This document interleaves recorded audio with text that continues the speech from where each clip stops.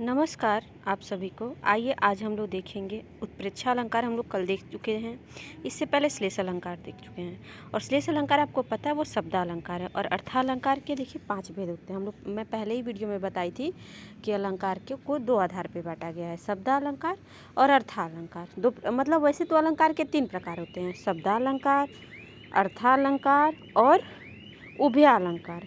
लेकिन हम पढ़ते हैं सिर्फ 2 ही, शब्दालंकार और अर्थालंकार। तो शब्दालंकार में अनुप्रास, यमक, श्लेष हैं। और ये जो अर्थालंकार है इसमें उपमा, रूपक, उत्प्रेक्षा, अतिशयोक्ति और मानवीकरण। तो अभी हम उपमा और रूपक तो नहीं देखे हैं, लेकिन उत्प्रेक्षा देख चुके हैं और शब्दा का श्लेष देख चुके हैं। आज हम लोग देखेंगे अतिशयोक्ति अलंकार। तो चलिए देखते हैं अतिशयोक्ति अलंकार। जहाँ किसी व्यक्ति, वस्तु आदि को गुण, रूप, सौंदर्य आदि का वर्णन इतना बढ़ा चढ़ाकर किया जाए कि जिस पर विश्वास करना कठिन हो, वहाँ अतिशयोक्ति अलंकार होता है। देखिए अतिशयोक्ति ये वर्तनी अशुद्धि में भी आता है। आप लोग आधा श लिख देते हैं, लेकिन यहाँ पे क्या है, पूरा श है। तो अतिशयोक्ति अलंकार, इसको भी ध्यान रखना है। तो यहाँ का डिफिनीशन यहाँ देखिए, जहाँ किसी व्यक्ति, वस्तु आदि को गुण, रूप, सौंदर्य आदि का वर्णन इतना बढ़ा चढ़ा कर किया जाए जिस पर विश्वास करना बहुत कठिन होता है, वहाँ पे कोई भी चीज़ बहुत बढ़ा चढ़ा के कर दिया जाता है तो वो मानने योग्य नहीं होता है। इसलिए क्या होता है, यहाँ पे अतिशयोक्ति अलंकार होता है। जैसे एक दिन राम पतंग उड़ाई, देवलोक में पहुँची जाए। अब आप पतंग उड़ाते हैं तो क्या देवलोक में पहुँच जाता है, स्वर्गलोक में पहुँच जाता है? नहीं। तो इसीलिए ये क्या है, बढ़ा चढ़ा कर कहा जा रहा है कि राम ने पतंग उड़ाई और देवलोक पहुँच गई। तो यहाँ पे यहाँ राम द्वारा पतंग उड़ाने का वर्णन तो ठीक है, पर पतंग का उड़ते उड़ते स्वर्ग में पहुँच जाने का वर्णन बहुत बढ़ा कर किया गया है। इस पर विश्वास करना कठिन हो रहा है, अतः यहाँ पे क्या है, अतिशयोक्ति अलंकार है।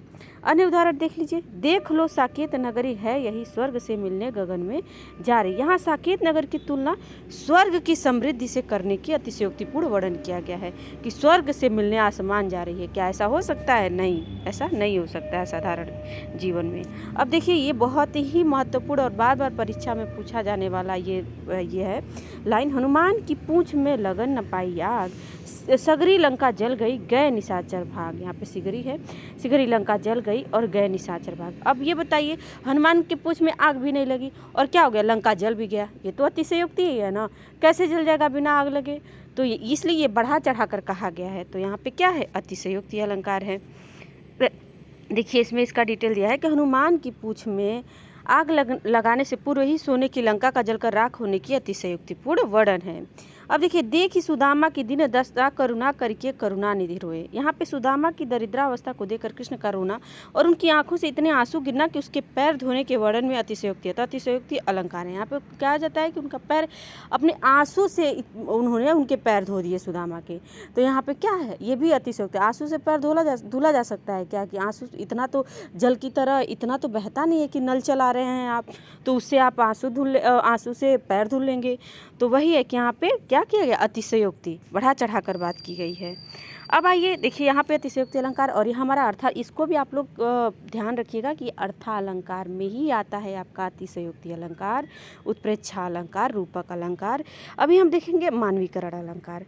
मानवीकरण अलंकार में है, जब देखिए मानवीकरण अलंकार, जब जड़ पदार्थों और प्रकृति के अंग जैसे नदी, पर्वत, पेड़, लताएं, झरने, हवा, पत्थर, पक्षी आदि पर मानवीय क्रियाओं का आरोप लगाया जाता है। अर्थात मनुष्य जैसा कार्य व्यवहार करता हुआ, जैसे निर्जीव वस्तु मनुष्य जैसा व्यवहार करता हुआ दिखाई दे, वहाँ पे मानवीकरण अलंकार होता है। जैसे अभी निर्जीव वस्तु भी कर सकते हैं, जैसे नदी, पर्वत, पेड़, लताएं, झरने, हवा, पत्थर, पक्षी तो जीव है, तो उसमें भी मानवीकरण अलंकार होता है। वहाँ पे मानव से तुलना की जाती है। देखिए, हर्षाया ताल लाया पानी परात भर के। क्या तालाब को पानी परात में भर के ला सकता है क्या? वो तो इंसान ही करता है ना, इंसान ही तो परात में पानी भर के लाता है। तो यहाँ पे क्या है, तो तालाब की तुलना मानव से की गई है। तो यहाँ पे मानवीकरण अलंकार है। यहाँ मेहमान के आने पर तालाब द्वारा खुश होकर पानी लाने का कार्य करते हुए दिखाया गया है, अतः यहाँ पे क्या है, मानवीकरण अलंकार है। अन्य उदाहरण देखिए, मैं मसे भीगती गेहूं की तरुड़ाई फुट्टी आती है। यहाँ गेहूं तरुड़ाई फूटने में मानवीय क्रियाओं का आरोप है। ठीक है, यहाँ देखिए तरुड़ाई फूटी, क्या होता है, ये मानव के साथ होता है।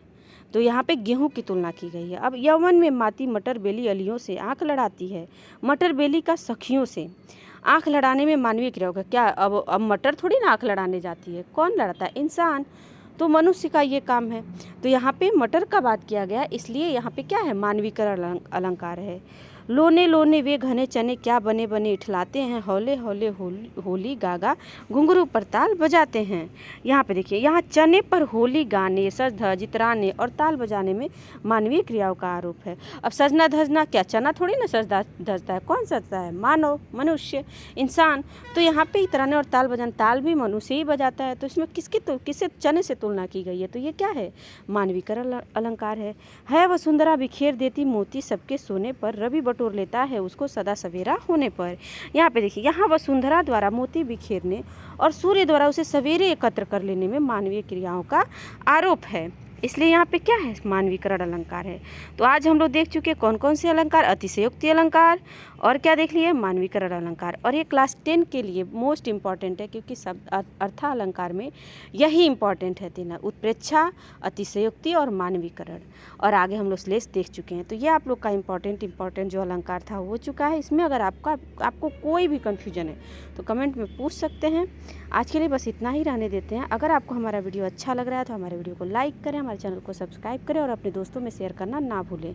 और बेल आइकॉन भी दबा लें, जिससे मैं वीडियो अपलोड करूं तो आपको पता चल सके कि मैंने वीडियो डाली है। तो चलिए आज के लिए बस इतना ही, धन्यवाद।